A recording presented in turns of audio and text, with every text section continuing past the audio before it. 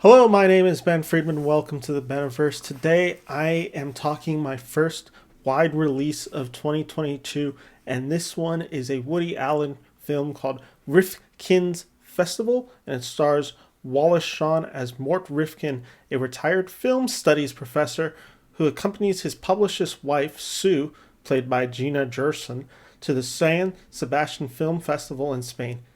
And the reason he goes is because he is believing her to be having an affair with one of the people that she is representing as a publicist. Let's just kind of get the elephant out of the room, and it's kind of impossible to talk a Woody Allen film without talking Woody Allen. And the one thing you notice right away with this film being so in line with Woody Allen's DNA as a film director is it feels like a Woody Allen film. Obviously, with a lot of the scandals recently involving him, it can be an awkward thing to deal with.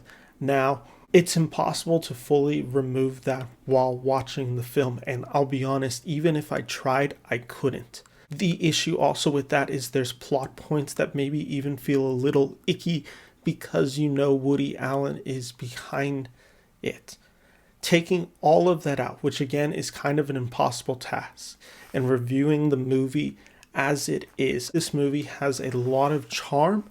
This movie also struggles with Woody Allen being its director and writer. Now let me say what I like about this movie. Wallace Shawn does a great job in the lead role. He's very personable.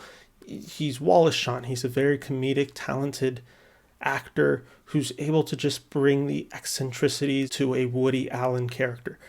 And while he does a great job delivering the breezy dialogue that Woody Allen gives him, there is one thing that I noted the whole time. This is a character that was clearly written to be played by Woody Allen. Now, what happened between the filming and release of this movie, I do not know, but I can tell you this was clearly written to be Woody Allen. This has a lot of his eccentricities from a lot of his earlier comedies. And that's another point of this movie. This feels like really a throwback to a Woody Allen comedy era of the 1970s, whether that be Bananas, whether that be Annie Hall, whether that be Play It Again, Sam. It has that kind of tone, and that character that Wallace Shawn plays is very familiar in style to it. Again, I liked what he did with the role, even if it's clear that he is in some ways just mimicking a Woody Allen performance. Now, this film follows a man who believes his wife is having an affair. And one thing to note is the wife already is a few years younger than Wallace Shawn. The other thing to note is the woman that Wallace Shawn's character, Rifkin, meets at the film festival that he starts developing romantic feelings to, she is significantly younger than Wallace Shawn. And that's that thing that I talked about where it's so hard to disconnect it to the reality that we know Woody Allen exists in this real world. You feel that, and it's a little uncomfortable. In this film, off their true chemistry, it's very apparent that these two have a good chemistry and share the screen well. This film is charming in all the best ways possible. All the character stories are interesting. All the places Woody Allen takes these characters, they fit within this world that he's creating. And the comedy in this film is very funny. Like I said, it's very reminiscent of a 1970s Woody Allen comedy.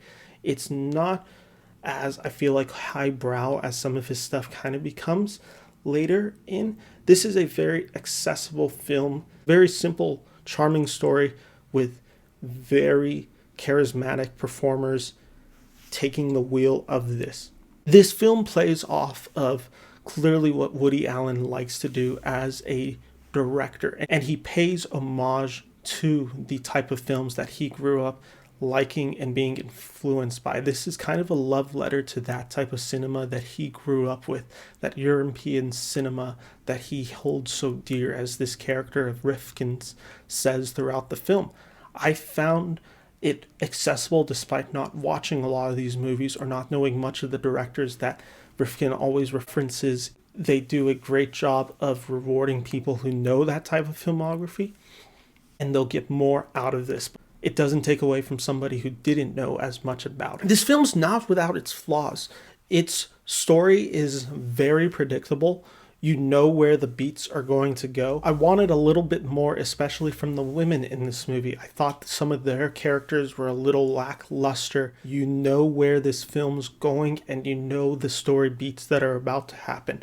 Now, I think what does elevate this movie from standard to good is its ending. It actually has a pretty emotionally resonant ending that I thought was much sweeter and a little bit more darker than I had foreseen of this movie going. And ultimately, Rifkin's is that. It's a good movie with charismatic leads and a funny, breezy script that keeps it going despite some of its shortcomings in character development. Rifkin's Festival is not going to be for everybody. If you typically don't like Woody Allen's comedy or his sensibility as a director, you're not going to like this movie.